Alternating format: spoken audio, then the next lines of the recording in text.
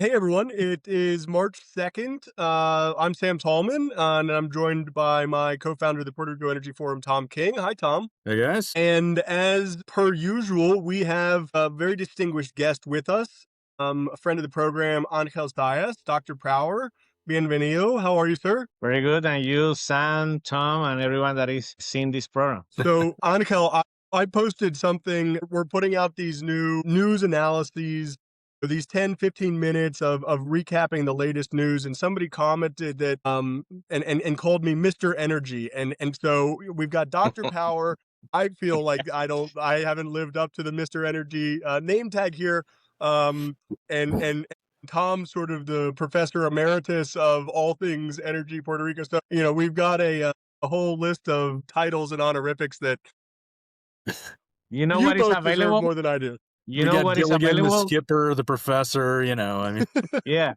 But you know what is available? Dr. Energy. Go ahead, Sam. Dr. Energy. We'll create a hybrid position here.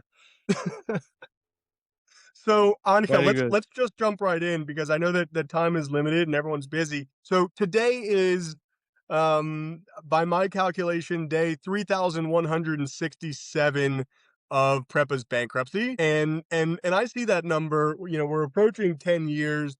There's hardly enough indignation as far as I'm concerned. This is something that should frankly embarrass us as an energy community, as an island, as somebody who's looking at the energy and economic prospects moving forward, and thinking about the beginning of 2026.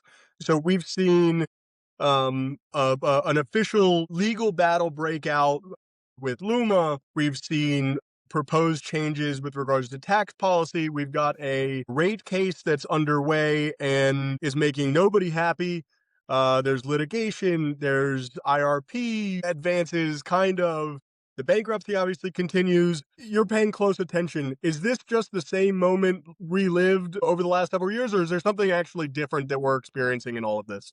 For me, I think it's different. I just remember when we started to look at options for getting PREPA out of debt. And I don't know if you remember the name Lisa Donahue back then in 2014.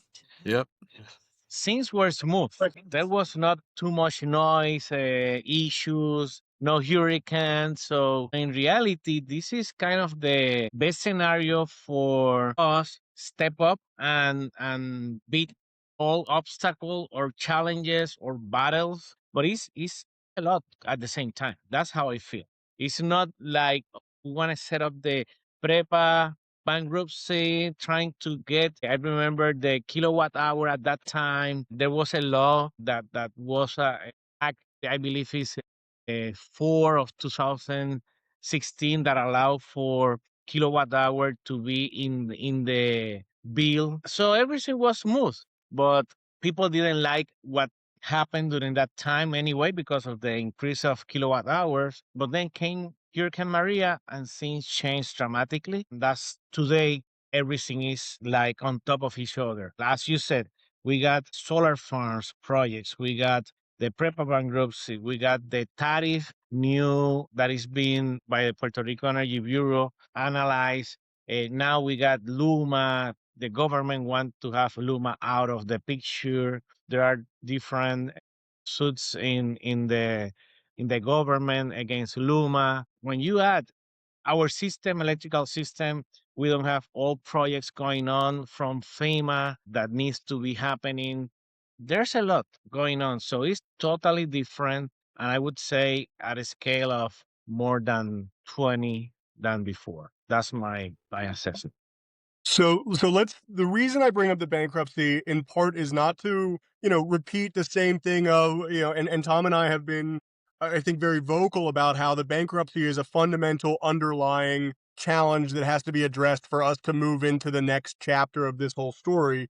Because while they're in bankruptcy, it's going to be hard to attract projects. It's going to be hard to contract projects. It's going to be hard to get vendors and suppliers. We saw this last year when Haneda and Luma both had to basically tell their suppliers, we're not getting paid, so you're not getting paid. And I don't know, who looks at that and says, I want to be a partner of Puerto Rico's or of theirs specifically. And so I don't bring it up to kind of repeat the same negativity. I bring it up because there's now we have to shift the conversation to how do we actually get out of bankruptcy? And there's a couple of things that are being discussed that need to be covered in depth. I bring up the bankruptcy to be really put some laser focus on what are the mechanisms we have to get out of bankruptcy. And I want to talk about some of these with you. One is the rate case. One is the fixed grid charge that LUMA is proposing. And that's not even necessarily getting out of bankruptcy. It's just to operate the grid, cover the cost of operations. There's the solar, the end of the solar equipment tax exemption, which again isn't necessarily the directly affecting the bankruptcy, but it all has to do with how the government properly collects the money Right. that they're aiming to collect, and there's trade-offs there. Tom, Well, jump in the here. It looks bankruptcy like you want to join. well, the bankruptcy affects all of these things, right? It's not really the other way around, right? The how should we be calculating rates is really a side. The fact that it's going to make things go up, that's fine. You need to calculate it right before you decide what you charge and what you don't charge, right? The regulator has the power to modify that or suspend certain conditions, but they're trying to assume what the right rate is to be charged. But the rates that people want to be charging in order to pay for the improvements that need to be made, the safety procedures, et cetera, right? I mean, all that stuff is actually higher because you do not have access to debt capital. I mean, if you have access to debt capital, to working capital, then these charges are over time. So you don't have to spike the charges in order to build up, $2 billion or $500 million in order to start spending money so that you can get it back and reimburse it. So the rates would be lower if you weren't in bankruptcy. Well, and so typically I would agree with you, Tom, but we've sort of addressed all of these in the reverse order, which Yeah. is instead of preempting bankruptcy by making sure we've got the right electrical rate, we entered bankruptcy and now we've got to go back and try to not only just make up operation costs, but try to make up operation costs so that we can ultimately get out of bankruptcy. And same with some of the tax issues. So Angel, maybe, and same thing with the IRP, frankly. If we weren't in bankruptcy, the IRP conversation would look fundamentally different. But because we have this, extensive graveyard of procurement contracts, it's not so easy to achieve resource adequacy when we can't attract adequate resources. And that's a challenge. So my question is for you guys, and I think this is a conversation to talk about it, is so you would go directly as a priority right now before anything else just to fix the bankrupt of PREPA?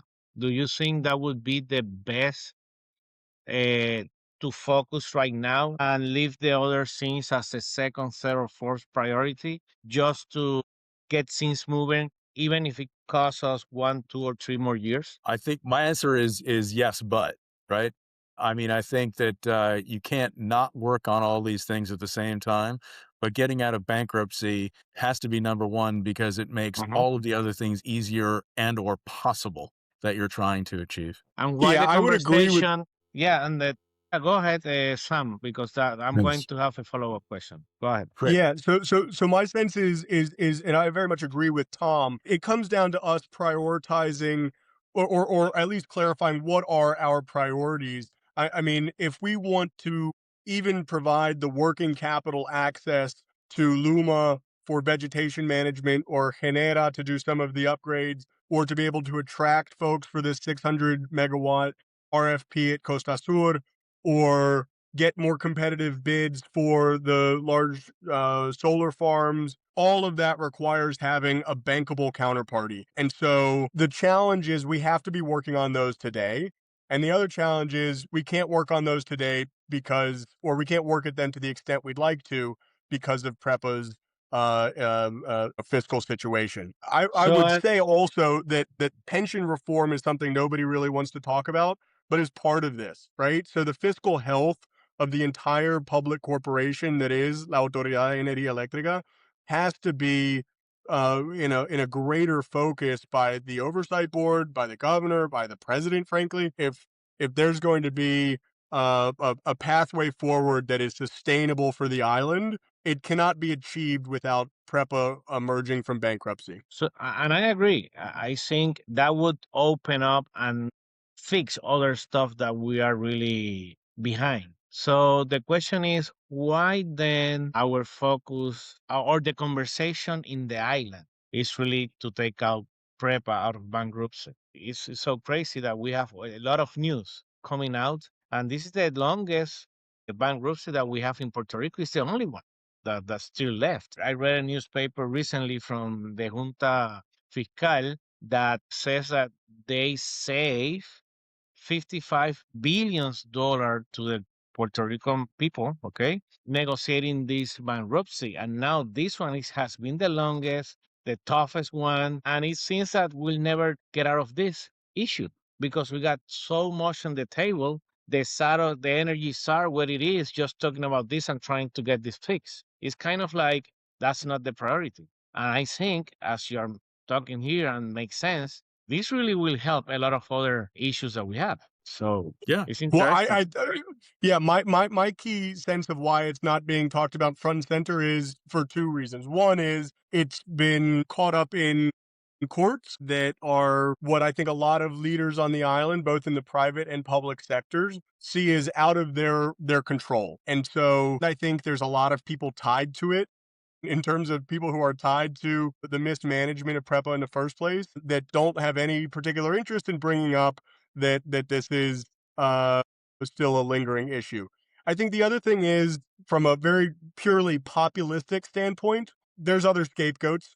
You can point to other bad actors like LUMA, for instance. The legal mess with LUMA does not get us out of bankruptcy, and getting rid of LUMA does not help our grid. No. And so that is something that it's a lot more popular to find a bad guy and shine all the lights on them. It's a lot harder to figure out, okay, how do we roll our sleeves up and actually fix the system from a ground up? I mean, I've been and we let's use this as a segue. So the first law this year, Law 1, Act 1, 2026, was an amnesty for bad drivers. That to me is the perfect metaphor of not actually addressing the issue. Mhm. One, because you have a bunch of people who actually paid their fines, and two, because you're not signaling to the entire marketplace that we're serious about fiscal responsibility and punishing bad behavior. And so, speaking of fiscal responsibility, there's the tax reform, which is underway,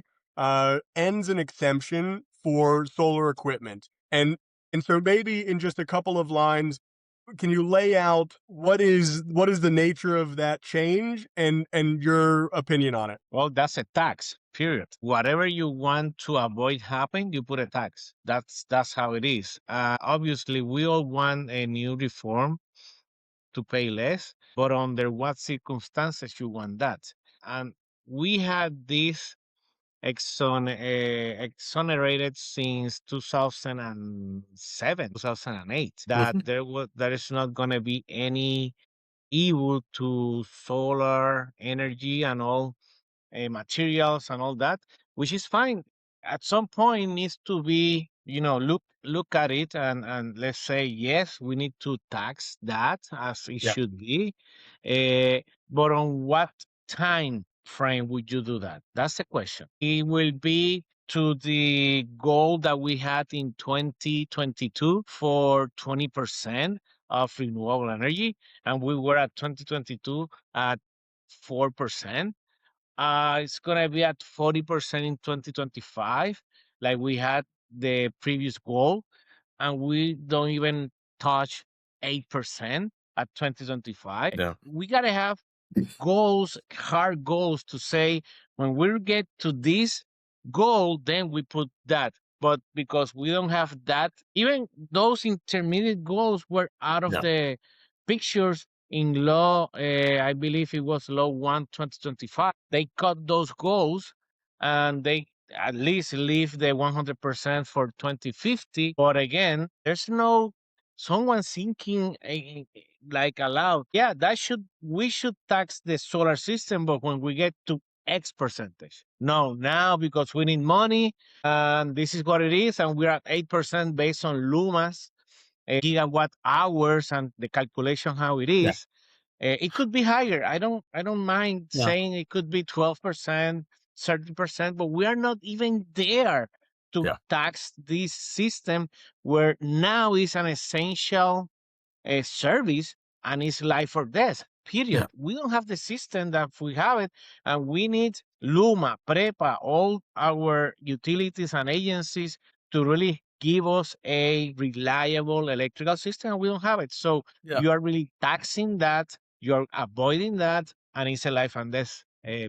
Basically, how I see it. I think I put it in the same category, different different things, but of the municipal construction taxes on rebuilding dollars, right? Clearly, there's a need to fund municipalities, and they're looking at this as a windfall, and that's not great.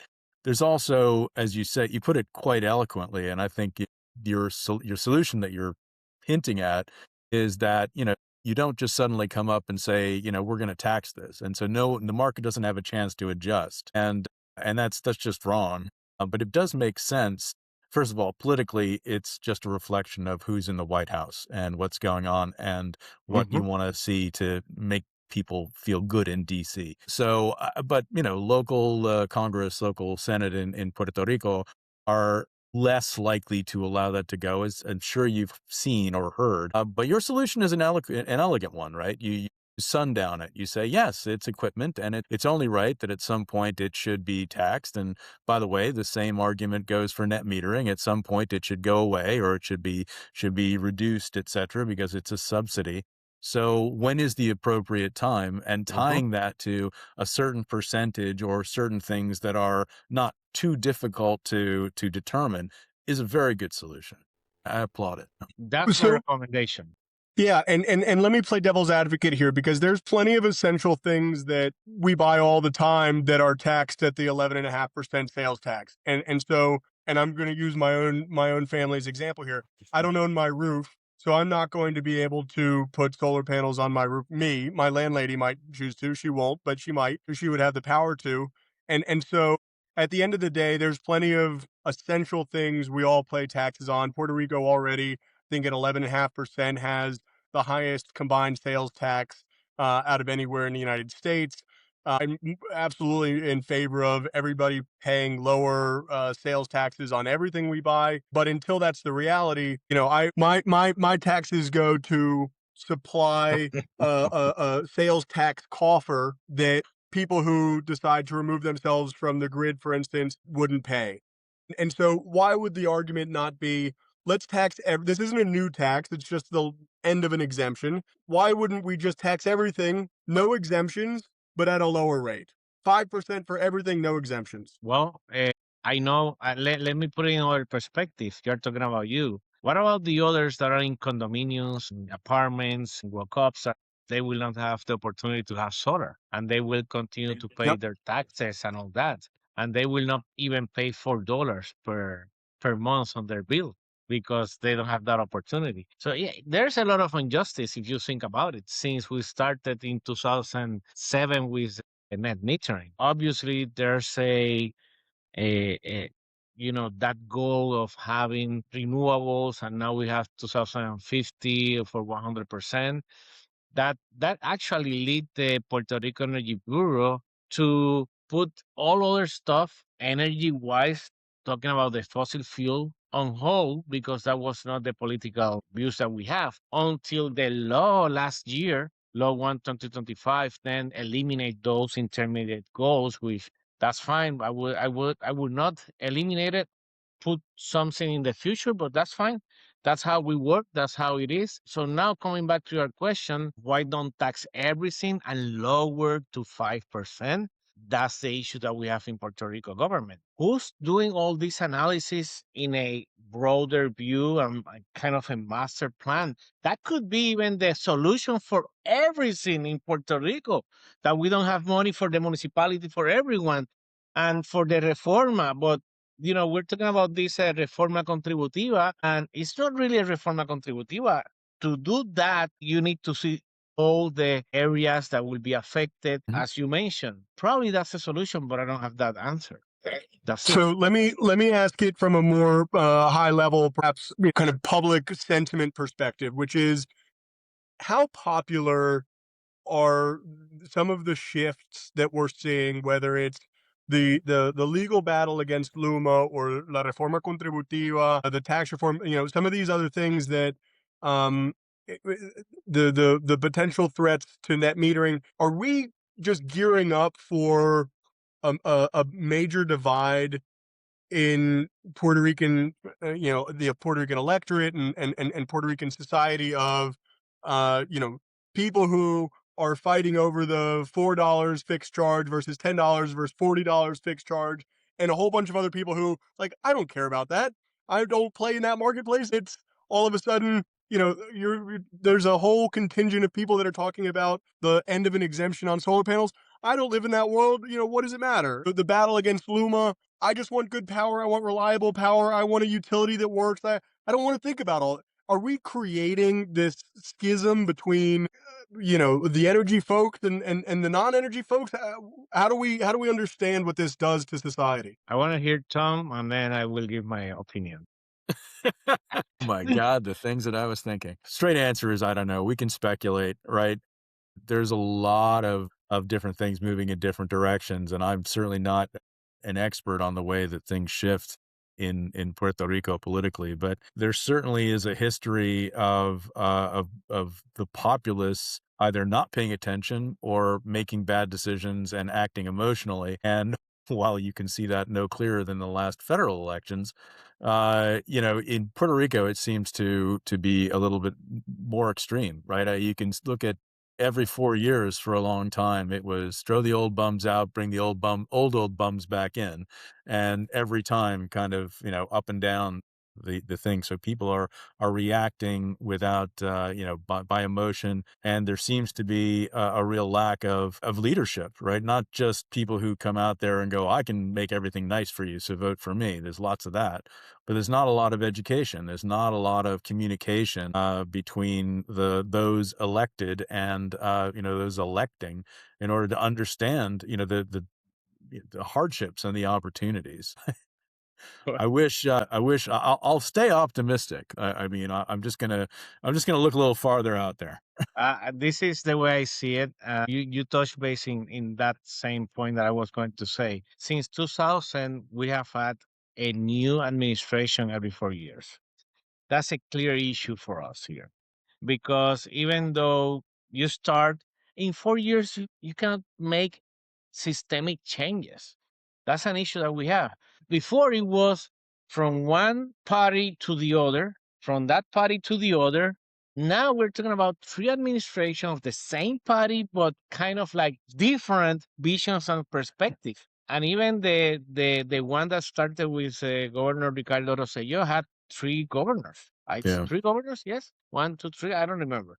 But the thing is, there's no consistency or yeah, constancy. Whatever the new governor bring to fix, and I'm putting fix with quote, it's just yeah. band-aids. It's not really systemic. But it's four, right? For what? Four governors because you had Rosselló, then you had Vasquez, then you have Pierluisi, and now we have Gonzalez, Yeah. and they're all Yeah. came. So we got 4 in 3 cycles. Yeah, It's crazy. So what happened with that? You don't have a leader that will say, this is, I don't care if I win or doesn't win, but I want to establish kind of like a vision for 10 years, 15 years that I can convene different associations, different groups that would say, yes, that's a leader I wanted to follow and make decisions that could lead for them to not being elected again, which it doesn't matter. It just happened right. every 4 years anyway. So whatever happened, the governor of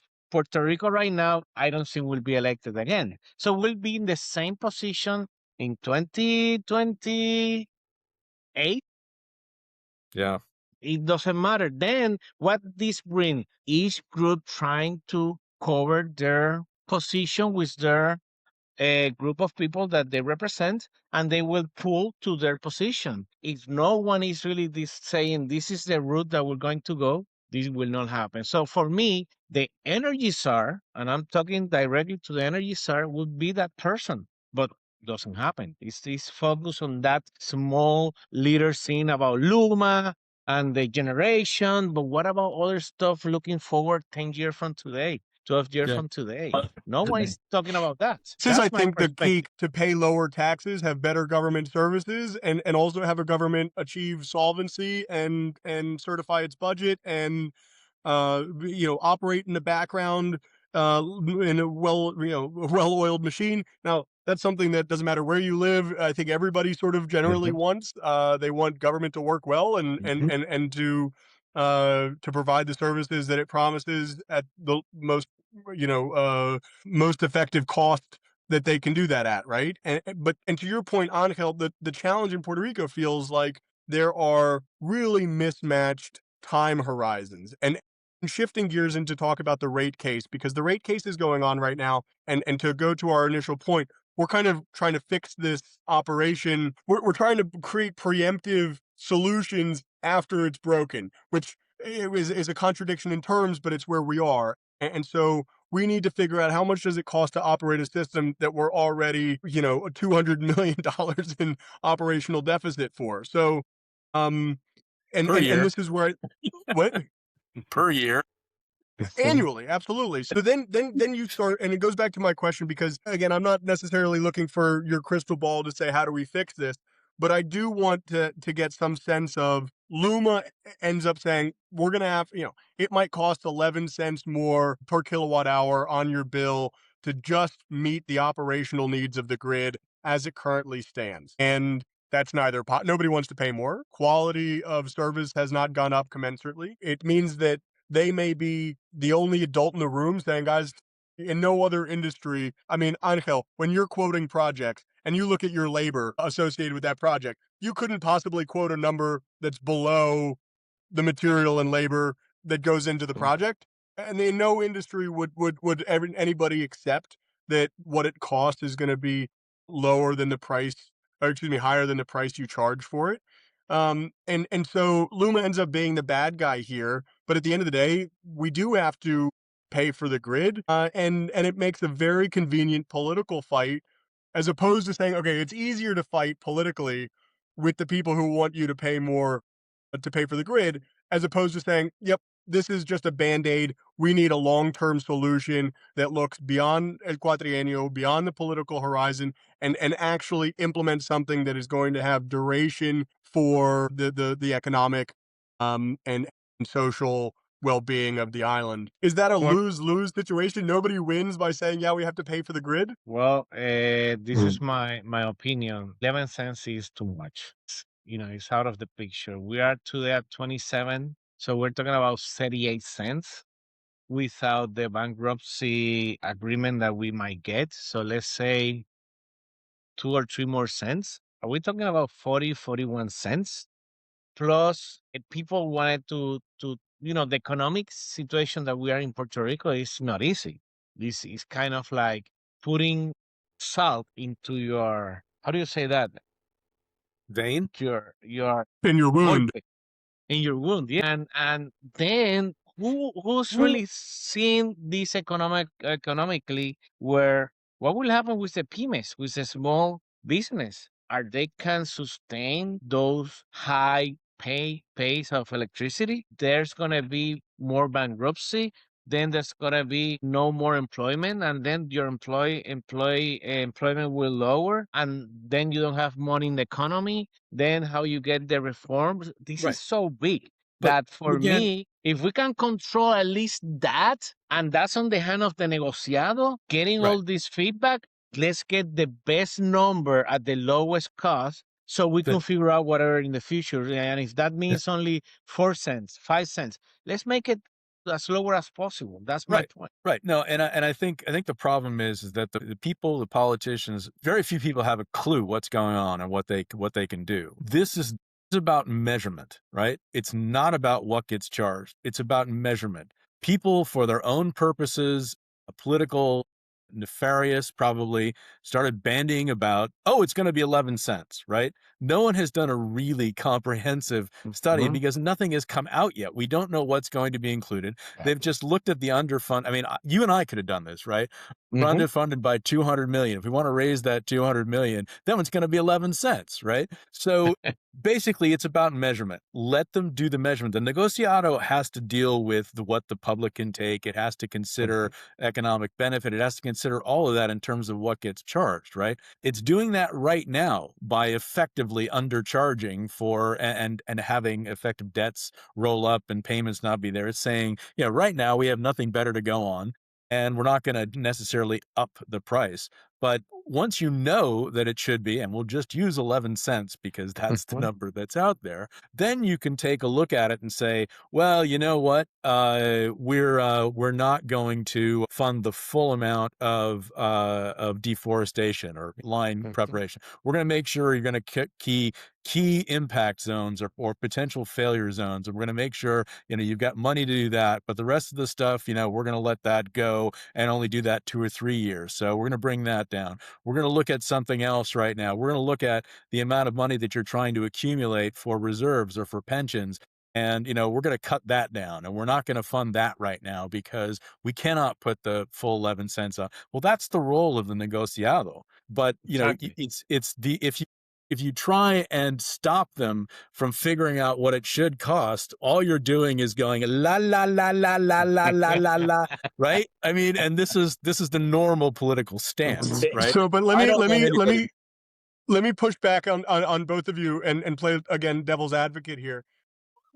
With many of the large distributed solar financing partners going bankrupt last year, and the solar tax, the tax on solar equipment exemption being revoked, the cost of solar distributed solar projects is going up. Why is a 41 cent per kilowatt hour grid rate not the best thing that's ever happened to the distributed solar market? And it gets us from the vaunted 20% renewable energy in Puerto Rico. It makes getting to 40% so much easier because now everybody's going to want a distributed system. Why isn't that Makes something you're sense. celebrating? Well, no, I mean, it is the best thing that's ever happened to the solar market potentially, and Mhm. the 40% of the population who remains will all have solar.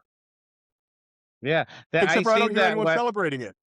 yeah, Well, I mean, it means 60% of your population leaving the island over the next hey, decade. hey, Sam, I would celebrate, period. I know there's gonna be projects that will be net metering will not be in place, then there will be auto consumption, self-consumption. It will be better for selling solar, absolutely at 41 cents, but it's not the right thing, I mean, for the economy. It will get worse in other areas that will affect more, I think. That's my opinion, Yep. rather than helping me as in my business. And that's why I've been so advocate on getting the Puerto Rico Energy Bureau to do their job. And I think they will not get to that level. That's my position. I know it No. could be the best opportunity, but who knows? Who knows what will happen? But what is interesting, and let me bring this point now because it's interesting. Have you heard about the news that PREPA wants to annular the tariff process now because of the LUMA being sued in Yeah. the tribunal? That, that was crazy in my mind when I heard about that. I said, how come they say that now and not when they started that all this money has been invested, investigations and all that? That doesn't make sense. I think that's another political move, which I don't like, and we need to say that. It is Yeah. incredible. Well, not only that, but in the same breath, they asked for an extra $300 million in their budget, and so this is where it all feels like a class group project where you have to build. Yeah, you either cover your ears or it reminds me of one of these things where collectively you have to build a bridge between two tables with popsicle sticks and make sure that it's a textbook. Everyone's like, well, I don't have enough popsicle sticks. It's like everyone has the same amount of popsicle sticks. You Yep. just have to try to get the project done. So it feels, yeah, I think totally dystopian. The point that you just brought is similar to one that I think is if it wasn't so tragic, it would be somewhat comical. This idea that LUMA has the contractual obligation to continue to operate independent of the outcome of the legal battle, and the whole legal battle is whether or not the contract is legitimate or not. And so it's really Yeah. it's let's think more than just a couple of steps down the road, because we're doing perhaps irreparable damage to the system. The bridge we're trying to put together with popsicle sticks is not going to hold, or the egg drop where you have to drop an egg off the Well, roof of your classroom and build a parachute so that it doesn't break on the pavement. We have to be thinking a little bit more than just what a good design looks like. The good design is measured by whether or not you hold the weight or the egg doesn't break. And so we to use your don't seem metaphor interested in that though, right? metric. Solving the bankruptcy, you get to push the tables closer together. You know, this is, and adding to your point, Luma needs to continue with their contractual commitments, but then Yeah. it feels, and I don't care if it's Luma or no, the operator, whoever is there, it feels like they've been like in their neck, squeezed in to continue working with the contract, but the money is not flowing. They need the Right. money for the new tariff and bills, and just to continue operating is really difficult. It's really difficult. Yes. It The other looks like thing an is that, abusive relationship. I mean, yeah, it's really and not. they want, It's not healthy. It's hard to watch. it's not healthy. Yeah, that's the point. And the second is, No, it's since not. it's as you mentioned, like 20 minutes ago, PREPA becomes like that small group that they want to eliminate that tariff process that we already had. But let's keep the jubilados and then get those $300 million so we can continue. Come on, man. They are looking themselves only, not Puerto Rico. And that's really bad. I don't like that. Yeah. No, and anyone who comes after Luma is going to want twice as much money, and they're going Yeah. to want And twice they as won't much get it. deposit That's the thing. They before they won't get it. stop, and they won't get it. Which means you end up with the D list, right? I've talked about this on another thing. What do you get when you do that? Don't do this. On the other hand, if somebody say it again, if you solve the bankruptcy first and you capitalize the system and you eventually have access to the debt markets, etc., then if you really have even if it's just a political whim, you now have the potential to actually bring people in who are qualified because they can see this is a transition for whatever reason. I can contract, I see the money, I see what has to be done. I can come in and do that. You get a lower price too. I think that's the best way to look at it. As Yeah. you finish right now, Tom, because we could bring another one, but if we are in bankruptcy, no one would No. like to put money here because they don't know if we'll get paid or not. So Angel, let me have you put a number to this. If 10 is the most politically popular, and one is political suicide, where do you rate the government's lawsuit with Luma? And from 1 to 10, And not from your opinion, but not from your own personal opinion, but your sense of, is this politically popular amongst the voters in Puerto Rico? the voters in Puerto Rico, I think they want to see Luma out because it was a promise from all governments, from all candidates to the governor. But I would say that the people here are most of, let's say 60%, I would say 70, I don't know, that number came to my mind. If the governor would have come back and say, hey, I did the analysis, this is going to get worse, this is all the issues that we have, put it in front of everyone and Yeah. say, I thought it was going to move out Luma, but I think this is the best interest of Puerto Rico. If we do A, B, C, and we take the bankruptcy out of the picture and blah, blah, blah, I don't think that would have been an issue for No. Puerto Rico to understand and move on. But no, it's the other way. And for me, it's a 50% chance that will not go over Luma, or even Luma could go out, but then who's coming to really get this moving? So we might end up with a kind of like a private PREPA, other name, same people just moving this around because we took out Luma. Yeah, but we're not moving forward. That's where I see this. So let me so I'm going to take a 5 on political popularity there. 5 to 6. I'm going to tease that out from your Mhm. answer. I know you've been involved in the MAPA program or MAPA project, the Microgrid Acceleration Project. That was an outcome of the Advanced Energy Group's Energy Week, which is coming up for its annual get together to discuss and really do workshops on how to address projects. I've talked to some of your colleagues in that MAPA program, and maybe this is my own cynicism or curmudgeoniness or old man shouts at cloud, own nihilism. What is the opportunity to actually advance projects like that and others in the absence or in the absence of resolution or with all of these other big projects like the rate case, the IRP project, LUMA's legal battle, bankruptcy? How are those projects futile? Is it still worth to the all the effort to get the ground seeded? What's the Well, ability to get other projects done when we have these huge rain clouds looming over our heads? good question. That's if you have in the list of project, that might be like in the last one or penultimo. It might not be on the top because that's not helping only areas or region. However, as I said last year in the AEG Puerto Rico Energy Week, I said the microgrid, and even in the microgrid from Puerto Rico Energy Forum, I said this too. 51 times in the law 17 2019 is mentioned microgrid word Yeah. and is part of the energy expedite process to help Puerto Rico be at the forefront and be ready if a new hurricane comes in the future.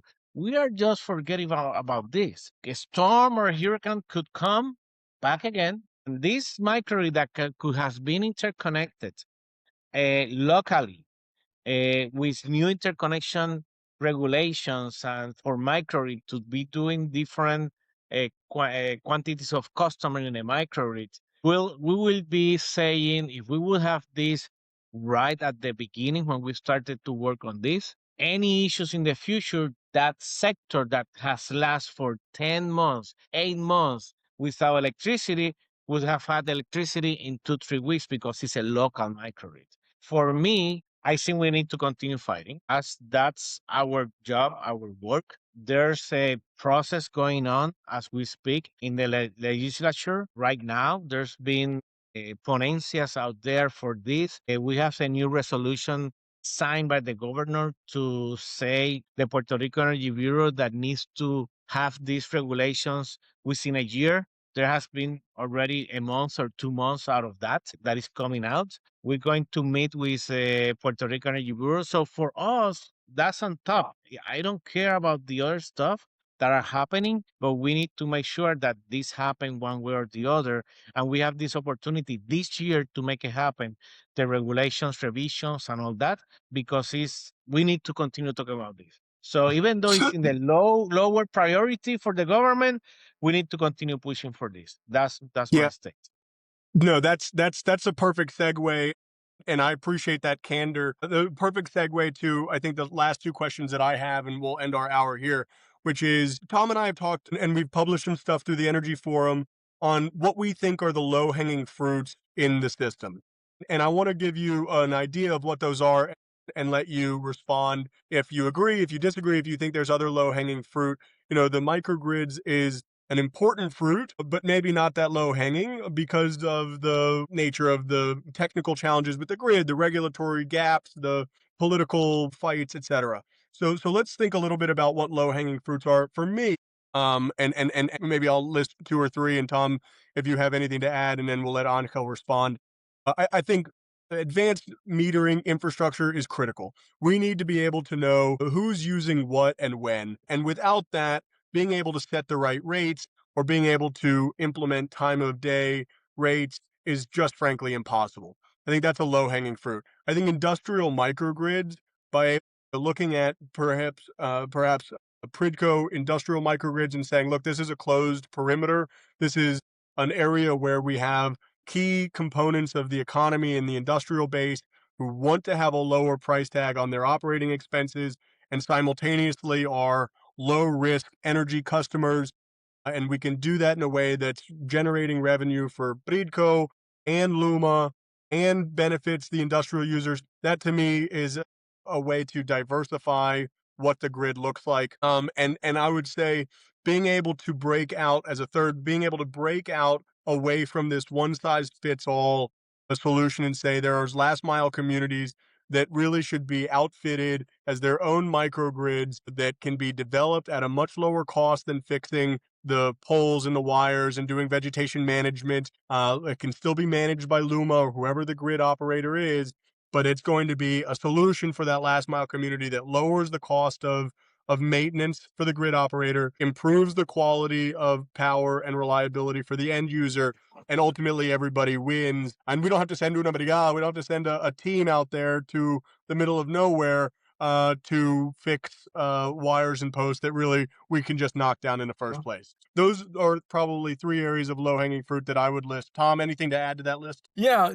I mean, I think just one in terms of impact that really could be low hanging fruit, which is there are a number of industrial microgrids on already, right? And we talk about, emergency power and backup power, et cetera. And we talked about the success of the battery storage programs and the stuff that's being installed and brought online by Genera, and also what the Tesla batteries have done. But there is excess power and capacity with large interconnections at many industrial sites, and they are precluded from selling or appropriately supporting and putting that power on the grid in an emergency or in a daily case because it's not renewable, right? Or because it's mostly not renewable. And that's one really low hanging piece of additional capacity that really should be on the grid right now. That's a good one that you just mentioned. I am, let's say, pro 100% renewable, but I'm an electrical engineer. And those are the things that helps in an emergency. How can we set up those industries that Yeah. they could generate for their industry, but can have extra capacity for the neighborhood just around, just to Yep. help. Those could be easier. Those low hanging fruit definitely are great. I agree with the last two sound that you just mentioned about the industry and the last mile. I don't remember the first one. We just talked a lot. AMI, smart meters. AMI, yes, definitely. I think that's happening anyway.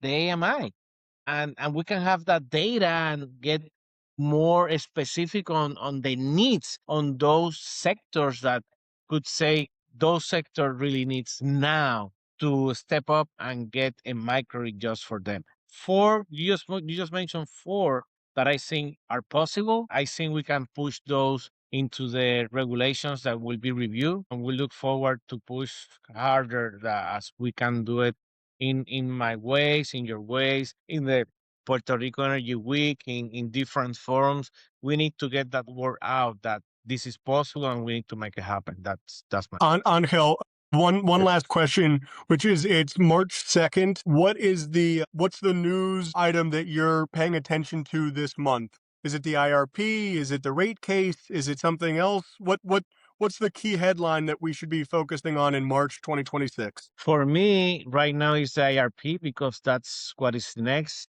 We already have the rate case going on. We have the issues that we have daily that's we're accustomed to that.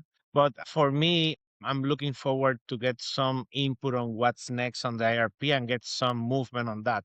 That's Yeah. my focus on Mars, basically. Well, it is Great. always advisable to get a second opinion from your doctor. And so this was an excellent opportunity to do that exact thing with Dr. Power. Angel, what a pleasure to talk to you as always. Thank you for joining us and really appreciate your insight here and your optimism. I think Tom and I look at this, and I think a lot of people look at the energy sector in Puerto Rico, and it's easy to feel despair and your optimism about what is not only possible but what is going to happen is welcome and important. So I think it's a perfect note to end on. And thank you. Yeah. Thank Gracias, you. Ramon. See, thank you, Tom. Thank you, Sam. My goal for 2026 is to get the micro regulation review and get it from the negociado energía. That's it. Perfect. Next. We'll check back in with you and see how that's going. periodically, and you're always welcome back. So Angel, thank you again. Okay, bye bye. Sure. Take care.